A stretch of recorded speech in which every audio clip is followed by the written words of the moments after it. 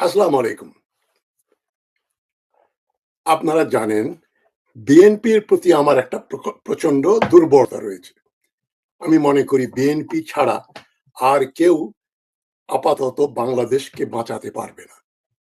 উপরে আল্লাহ, নিচে বিএনপি, এটা আমি বিশ্বাস করি।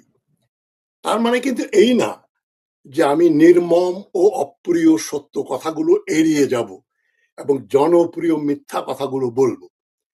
যেমন আমার নির্মম ও অপ্রিয় সত্য ভাষণ বিএনপির অনেকেরই ভালো লাগে না। লাগে নাই আগেও। খালেদা জিয়ার সরকারেরও সমালোচনা করেছি। খালেদা জিয়ার বাড়ির সামনে যখন বালুর বালুর ট্রাক এনে তার রাস্তা বন্ধ করে দেওয়া হয়েছিল, তখন আমি বিএনপির ঢাকা কেন্দ্রিক এবং কেন্দ্রীয় নেতৃবৃন্দের প্রচন্ড সমালোচনা করেছিলাম। এবং আমি অগাস্টের শেষ দিকে যখন তারেক রহমানের সঙ্গে লন্ডনে দেখা করলাম, তাকে আমি বলেছিলাম যে আমি তো আপনাদের অনেক নিন্দা করি, অনেক সমালোচনা করি। উনি আমাকে বলেছিলেন, সেটা আমরা জানি, তবে আপনি সত্য সত্য কথা বলেন, আপনি জাতীয়তাবাদী, আপনি জিয়াউর রহমানের আদর্শে বিশ্বাস করেন, সেই জন্যই আপনাকে আমরা পছন্দ করি। কথাটা আমার ভালো লেগেছে, স্বাভাবিক কারণেই ভালো লেগেছে যে আমি যেটা সত্য মনে করি সেটাই বলি। আমি কেন মনে করছি আপাতত বিএনপি ছাড়া বাংলাদেশের জন্য কোনো বিকল্প নেই। সভাপতি প্রশ্ন উঠবে যে আর বড় দল কোনটা রয়েছে, ওদের হঠাৎ করে আবার দেখা যাচ্ছে যে এনসিপি দ্বিতীয় বৃহত্তম দল হবে বলে সবাই আশা করেছিল, এখন মনে হচ্ছে জামাতে ইসলামী এনসিপি কে ছাড়িয়ে গেছে এবং তাদের প্রোপাগান্ডা মেশিনারি এত শক্তিশালী, তারা বলছে বিএনপি কে এবার আমরা হারিয়ে দেব। এটা একটা উদ্ভট কথা, এটা সম্ভবপর নয়। ঢাকার একটা নামকরা পত্রিকা, বাংলার নামকরা পত্রিকার একজন সম্পাদক মহোদয়, তাকে খুব পছন্দ করি। হাসিনা তাকে নির্যাতন করেছে, অত্যাচার করেছে, তিনি বিদেশে পালিয়ে যেতে বাধ্য হয়েছিলেন। তিনি দেশে ফিরে এসেছেন, তার উপরে আমি অনুষ্ঠান করেছি, তাকে সূর্য সন্তান বলে আমি সম্বোধন করেছি। আমার খুব প্রিয় ব্যক্তি। আপনারা বুঝতে পারছেন আমি কার কথা বলছি, মাহমুদুর রহমান সাহেব। আমি ইস্তাম্বুলে দুবার ওনার আতিথেয়তা গ্রহণ করেছি এবং আমার সঙ্গে তার ভালো সম্পর্ক, খুবই ভালো সম্পর্ক। তবে সবকিছু তো আমি দল কানা নই। মাহমুদুর রহমান সাহেব যখন আমার অনুষ্ঠান যদি দেখেন, তিনিও বুঝবেন যে আমি সত্যের খাতিরে কিছু অপ্রিয় সত্য কথা বলে ফেলেছি। আশা করি উনি ক্ষমা সুন্দর দৃষ্টিতে দেখবেন। এখন উনার নেতৃত্বে যে একটা সর্বদলীয় সভা হলো ঢাকাতে, সর্বদলীয় সভা হলো এবং উনি সভাপতিত্ব করবেন এবং তার কাছে সবাই শপথ গ্রহণ করবে। সেখানে বিএনপি অংশগ্রহণ করেনি। এতে আবার মাহমুদুর রহমান সাহেব এবং অন্যরা সবাই নিন্দা করেছে বিএনপি কেন গেল না। যেন এটা যার যাওয়া তাদের জন্য একটা আবশ্যিক ব্যাপার ছিল, কর্তব্য ছিল। তারা গিয়ে ওখানে জামাত ইসলামী, এনসিপি এবং সবার সঙ্গে মিলে একটা সর্বদলীয় কনফারেন্সে যাবেন। কিন্তু প্রথমেই তো প্রশ্ন ওঠে যে এটা তো সর্বদলীয় নয়। কেননা মাহমুদুর রহমান সাহেব তিনি কোনো দল এখনো গঠন করেননি। তিনি আমরা জানি জামাতে ইসলামীর একজন সমর্থক। আমি বলবো অনেকটা অন্ধভাবে তিনি জামাত ইসলামীকে সমর্থন করেন। উনি আমার ছোট ভাইয়ের মতো। তাই বলছি যে আপনি জামাতের কথা এবং কার্যকলাপের ভেতরে পার্থক্য নির্ণয় না করে ব্ল্যাংক চেক দিয়ে দিচ্ছেন, এটা কিন্তু দেশের জন্য ভালো না। যাই হোক, এটা উনার ব্যাপার, উনি ম্যাচিওর, শিক্ষিত ভদ্রলোক, মার্জিত রুচি সম্পন্ন ব্যক্তি। এ ধরনের ব্যক্তির খুব দরকার বাংলাদেশে। কিন্তু আমি যেটা বলছি নির্মম বাস্তবতা, রাজনৈতিক কৌশল এবং ইতিহাসের আয়নায় বর্তমানকে দেখার আমি চেষ্টা করি। সর্বদলীয় প্রতিবাদ সভা, নামটা শুনতে যত সুন্দর, ভেতরের রাজনীতি ঠিক ততটা সুন্দর নয়। আজ যারা চিৎকার করে বলছে বিএনপি যায়নি কেন, তাদের আমি একটাই প্রশ্ন করতে চাই, আপনারা রাজনীতি বোঝেন নাকি কেবল ব্যবহৃত হতে ভালোবাসেন? নেতারা ব্যবহার করবে, আপনারা ব্যবহৃত হয়ে স্লোগান দেবেন, পরে দেখবে যে নেতারা যেটা বলল সেটা মিথ্যা কথা বলেছে, কার্যকর কোনো কথা তারা বলেনি। সুতরাং ওই দিকটা চিন্তা করবেন। আমি দর্শকদের আমি বলছি, বিশেষ করে যাদের বয়স 40-এর নিচে, যারা আমার চেয়ে ধরেন 50 বা 60 বছরের জুনিয়র, 18 থেকে 40 ধরেন, তাদের সম্বন্ধে আমার বক্তব্য একটাই, যে তোমরা ক্রিটিক্যাল থিঙ্কিং করতে শেখো। একটা কথা শোনার পরেই প্রথমে জিজ্ঞেস করবে এই লোক এই কথা কেন বলছে, ডক্টর হাশমি এই কথাগুলো কেন বলছেন, না বললে কি হতো না? বলার উদ্দেশ্যটা কি? উনি কি টাকা খেয়ে কথা বলছেন? উনি কি আওয়ামী লীগের দালালি করছেন? না বিএনপির, না জামাতের, না ভারতের? নিশ্চয়ই কারো না কারো দালাল। দালাল সত্যিই কি দালাল? প্রমাণ কোথায়? যা শুনবেন বাজারে সেটাই সত্য নয়। একটু ক্রিটিক্যাল থিংকিং করবেন। আমি আমার স্বার্থে কোনো কথা বলছি না। এটা যদি মনে রাখেন তাহলে বুঝবেন আমি যেটা বলছি সিনসিয়ারলি বিশ্বাস করি বলেই বলছি। কিছুটা হলেও আমি লেখাপড়া করেছি। বাংলাদেশের ইতিহাস, রাজনীতি, সমাজনীতি, অর্থনীতি নিয়ে আমি পড়াশোনা করেছি। বই পুস্তকও লিখেছি। সুতরাং আমি কিন্তু একেবারেই বহিরাগত কেউ নই। বাংলাদেশেই বড় হয়েছি। সেখানে ৩ টা বিশ্ববিদ্যালয়ে পড়িয়েছি। ২ টো পাবলিক, ১ টা প্রাইভেট। তো আমি যে কথাগুলো বলছি একেবারেই তুচ্ছ-তাচ্ছিল্য করে ফেলে দিয়েন না। গালিগালাজ করেন সেটা আপনাদের রুচির ব্যাপার। এতে আমার কিছু যায় আসে না। আমি দুঃখ পাই কিন্তু আমি নিজের জন্য দুঃখ পাই না, জাতির জন্য দুঃখ পাই। দুঃখ পাই যে এমন স্ট্যান্ডার্ড কেন আমাদের? আমরা ভদ্রভাবে কারো সঙ্গে কথা বলতে পারি না, প্রতিবাদ করতে পারি না। গণতন্ত্রের আদর্শ হচ্ছে যেটা ভুল হবে সেটা আমি বলবো, এতে তার ভালো লাগুক আর না লাগুক। যেমন এই এক সাংবাদিক ভদ্রলোককে ইউনূস সাহেব গ্রেফতার করেছেন। কিন্তু ইউনূস সাহেব নিজেই বলেছেন, আপনারা প্রাণ খুলে আমাদের সমালোচনা করুন, আমরা এটাকে এতে কিছু মনে করব না। কিন্তু ভদ্রলোককে গ্রেফতার করে ফেলা হলো। এখন আমি সোশ্যাল মিডিয়াতে দেখছি, ধর, মার, কাট, ধর বেটাকে। এই বেটা বাকশালী, এই বেটা ভারতীয়, এই বেটা জাতীয়তাবাদী নয়, এ ভারতের টাকা খায় ইত্যাদি। কোনটারই প্রমাণ নাই। তার দ্বিমত পোষণ করার যে অধিকার, সেই অধিকারটা আমরা কেউ দিতে চাই না। আমরা গণতন্ত্র করতে চাই। আমাদের কালচার যদি লিবারাল না হয় তাহলে লিবারাল ডেমোক্রেসি আসবে কি করে? আমরা আপনাদের সামনে ৩ টা কারণ তুলে ধরছি। কেন বিএনপি এই সিদ্ধান্তটা সঠিক, তারা কেন গেল না? একটা কিছু বললে কথা আপনার মাটিতে পড়বে না, ধরে ফেলবে। ১ম এ আসি সবচেয়ে নিচু কিন্তু সবচেয়ে কার্যকর কৌশল। উস্কানি ও অপমান। এটা গণতন্ত্রের সঙ্গে যায় না। উস্কানি অপমান দিলে এটা দিয়ে দেশে দীর্ঘস্থায়ী শান্তি, গণতন্ত্রের কথা বাদই দেন, আইনের শাসন বাদই দেন, আসবে না। ঢাকা মেডিকেলে আহত ওসমান হাদিকে দেখতে গিয়ে বিএনপির সিনিয়র নেতা মির্জা আব্বাসের সঙ্গে ঝুমা নামে এক ছাত্রী কি আচরণটা করলো? পুরোপুরি রাজনৈতিক শিষ্টাচার বহির্ভূত, উদ্দেশ্য প্রণোদিত এবং ক্যামেরা ফ্রেন্ডলি অপমান, ক্যামেরার সামনে বসে। সেই জন্য বিএনপি নেতৃবৃন্দ ওই সভায় কেন যাবে যেখানে জামাতপন্থী এরা রয়েছে? জামাত ইসলামী কোনো প্রতিবাদ করেনি, নিন্দা করেনি, ওদের বহিষ্কার করেনি। এবং এই যে সাদেক সায়েম যে ব্যবহারটা করলো, কালকে আমি একটা ভিডিও করেছি, স্বরাষ্ট্র মন্ত্রণালয়ে গিয়ে উপদেষ্টাকে হেরিয়ে করে টেনে নিয়ে এসে কতগুলো বক্তব্য দিল, ফালতু কথাবার্তা বলল ভারত থেকে হাসিনাকে নিয়ে আসতে হবে, এটা হোম মিনিস্টারের কাজ, উপদেষ্টার কাজ না। যাই, তো এটা কোনো বিচ্ছিন্ন ঘটনা না, এটা সবসময় ঘটে। কাউকে নাজেহাল করা, ভাইস চ্যান্সেলরকে ঘেরাও করে রাখা, তার বাড়ি মানে অফিস বাড়ি সব বন্ধ করে রাখা, এটা বহুবার ঘটেছে। ইদানিং তার মাত্রা অনেক বেশি।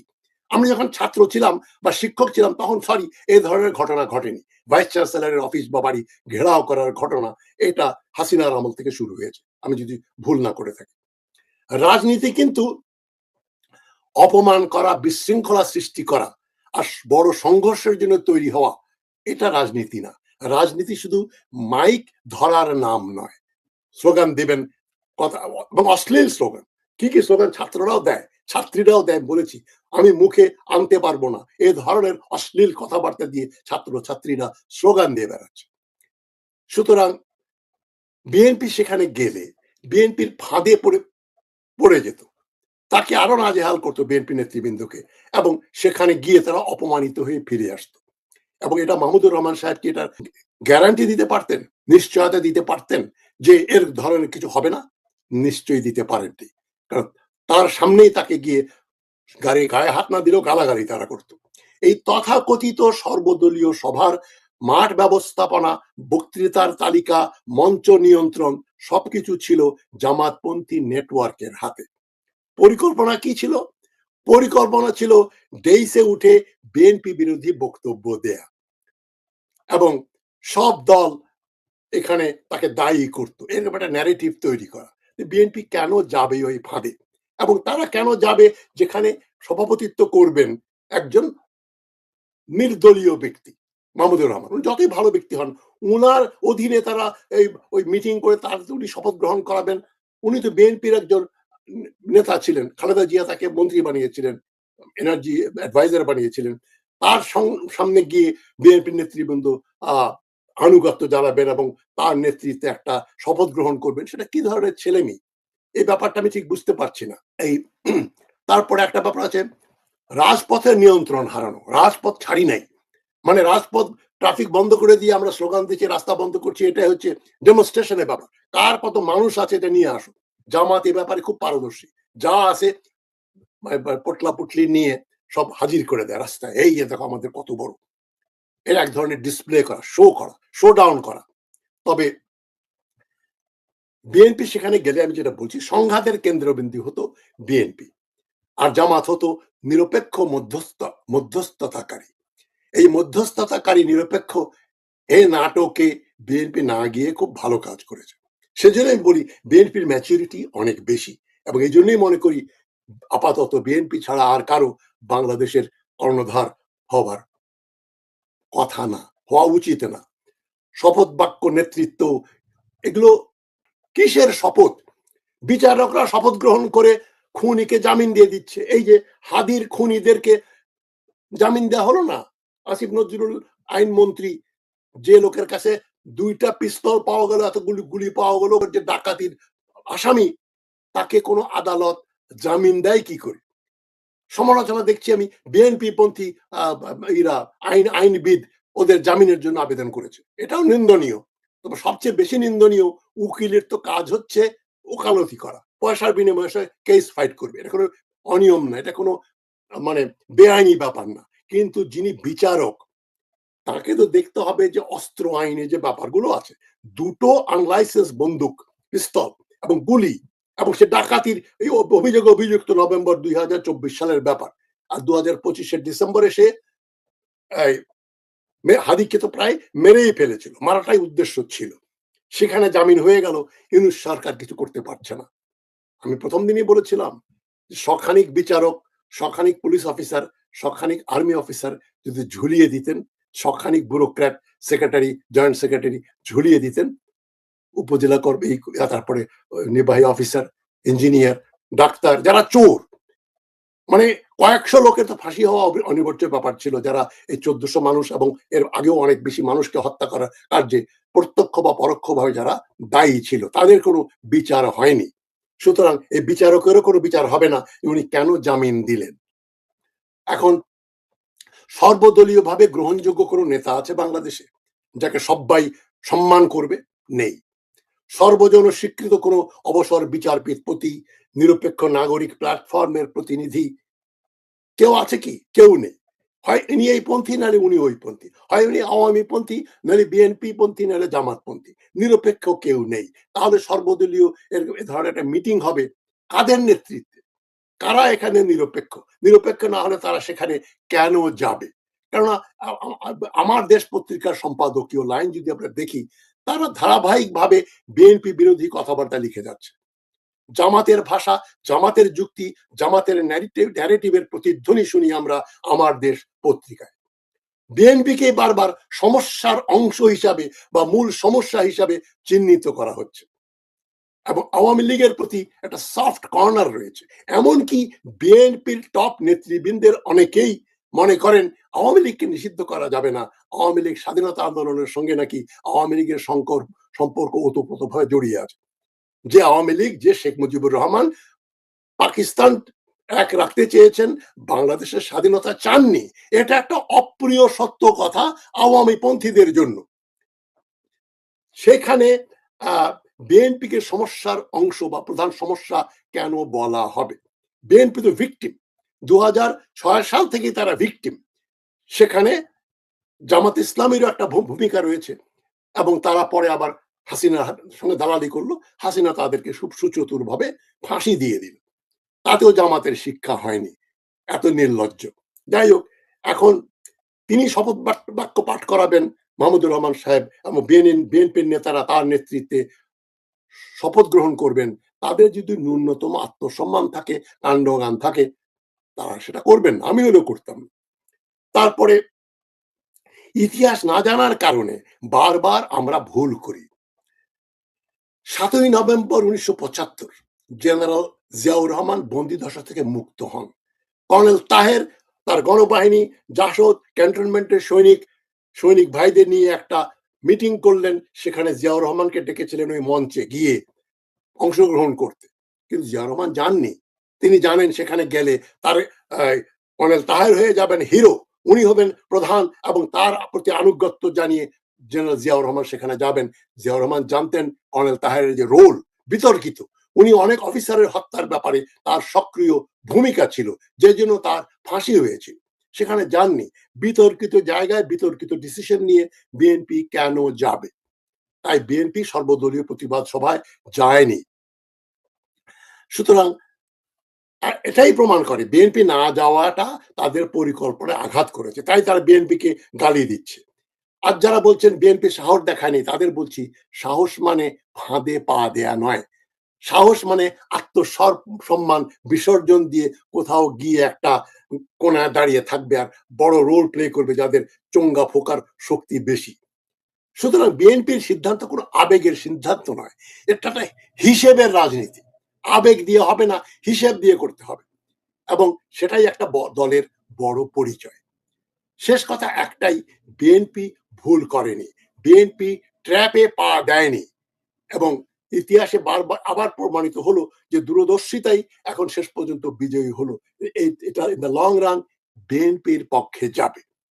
যেমন জামাত ইসলামীকে যদি আমি উদাহরণ হিসেবে আনি, যেখানে জামাত থাকবে সেখানে বিএনপি যাবে কেন? কেন যাবে?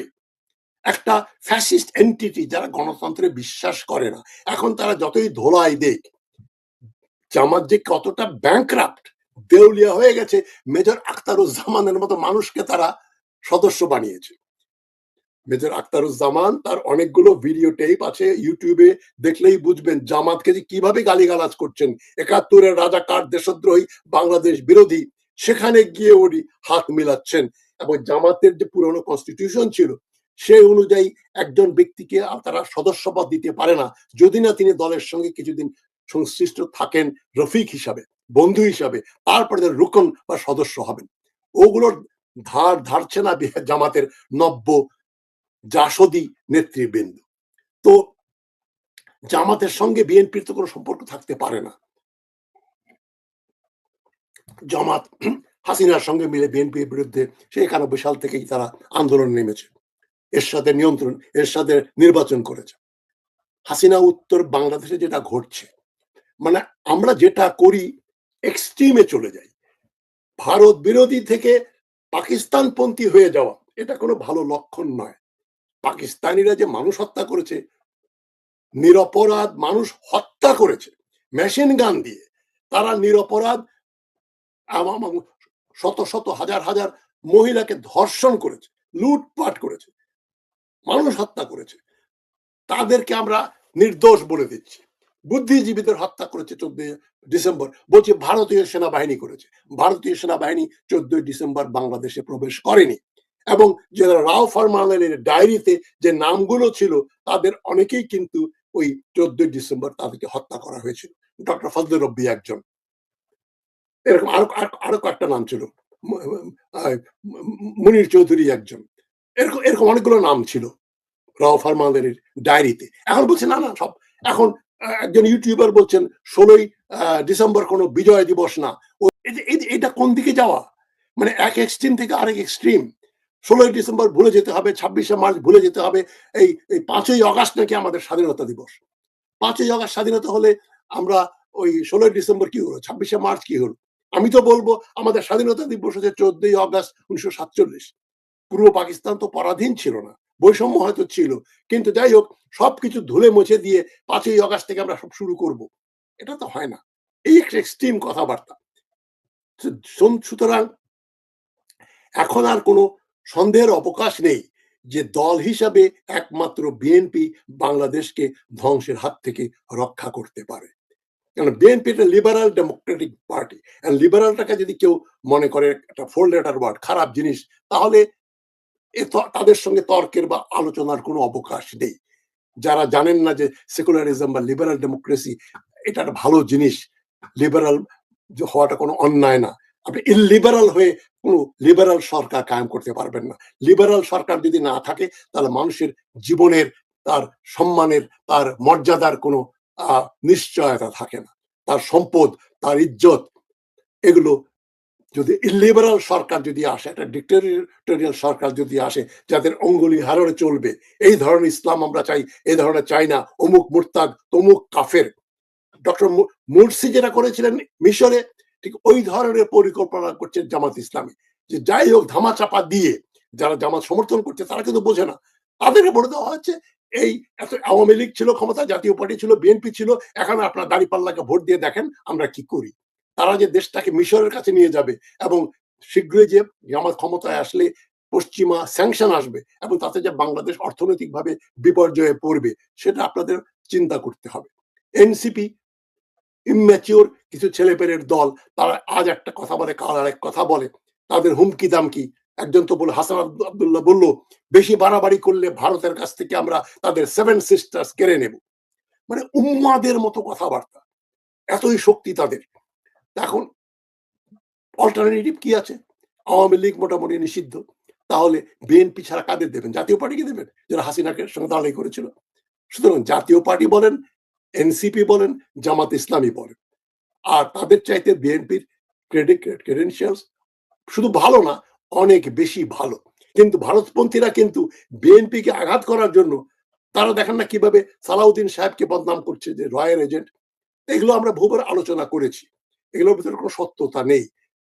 তারেক রহমান সম্বন্ধে কত রকম সত্তা, মানি লন্ডারিং কত কিছু বলেছে, কিন্তু তিনি কিন্তু একেবারে নির্দোষ প্রমাণিত হয়ে দেশ ছেড়েছিলেন। সুতরাং একই অপরাধের জন্য যখন বিচার হয়ে যায় একজনের, তাকে আবার 2 বার বিচার করা যায় না। হাসিনা করতে পারে, হাসিনার আমাদের সম্ভব, কিন্তু আইনের শাসন যেখানে থাকবে সেখানে এটা করা যাবে না। সুতরাং তারেক রহমান নির্দোষ, সালাউদ্দিন সাহেবও নির্দোষ, কোনো ভুল প্রমাণ, তার অভিযোগ প্রমাণিত হয়নি। গুজব দিয়ে বলছেন এই যে দেখেন, এই যে দেখেন, এত বড় বাড়িতে থাকে রয়ের এজেন্ট। এই ধরনের ফালতু কথাবার্তা দিয়ে বাংলাদেশের রাজনীতি আবেগ দ্বারা পরিচালিত হচ্ছে। আমি বিএনপির ভেতরে সে আবেগ দেখছি না। তারা এক ব্যক্তি, তারা অবজেক্টিভলি যুক্তি দিয়ে কথাবার্তা বলছেন, সেজন্য আমি পছন্দ করি। তবে তাদের অনেক ভুল ভ্রান্তি হয়েছে, এখনো হচ্ছে, ভবিষ্যতে হবে, সেগুলো আমি অন্ধভাবে সমর্থন করব না, করি না, এবং কোনোদিন করিও নাই। সুতরাং যখন সত্য কথা বলার দরকার হবে, আমি মনে করি নির্মম ও অপ্রিয় সত্য কথা জনপ্রিয় মিথ্যার চেয়ে লক্ষ গুণ উত্তম। এতে আমার জনপ্রিয়তা কমে যাক, ভিউইং কমে যাক, তাতে আমি দুশ্চিন্তাগ্রস্ত নই। আপনাদের অনুরোধ করছি আমার অনুষ্ঠানটা আপনারা শেয়ার করবেন। লাইক মাইন্ডেড লোকের কাছে একজন যদি 10টা করে শেয়ার করেন তাহলে আমি ধন্য হব। কিন্তু আমি মিথ্যা বিক্রি করে আমি জনপ্রিয় হতে চাই না, যে কথাগুলো শুনলে লোকে নারাজ হবে। এই জামাত ইসলামের হাজার হাজার লোকজন অনুষ্ঠান দেখতো আমার, এখন দেখে না। তারা আমাকে জানে জামাত বিরোধী, তাদেরকে খুশি করার জন্য কি আমি মিথ্যা কথা বলবো? যাদেরকে আমি ফ্যাসিস্ট বলে জানি, গবেষণা করে, লেখাপড়া করে, বই পুস্তক পড়ে, তাদেরকে আমি কি বেনিফিট অফ দ্য ডাউট দেবো যে না না, জামাত হয়তো এখন গণতন্ত্রে বিশ্বাস করে? জামাত কোনো গণতন্ত্রে বিশ্বাস করে নাই, এখনো করে না, ভবিষ্যতেও করবে না। সুতরাং বিএনপি ছাড়া আপাতত বাংলাদেশকে উদ্ধার করার কোনো বিকল্প দল নেই। এই কথা বলে আজকের কথা শেষ করছি। আমার অনুষ্ঠান দেখবেন, শেয়ার করবেন। সবাইকে ভালোবাসার শুভেচ্ছা জানিয়ে, সংগ্রামী অভিনন্দন জানিয়ে কথা শেষ করছি। আসসালামু আলাইকুম।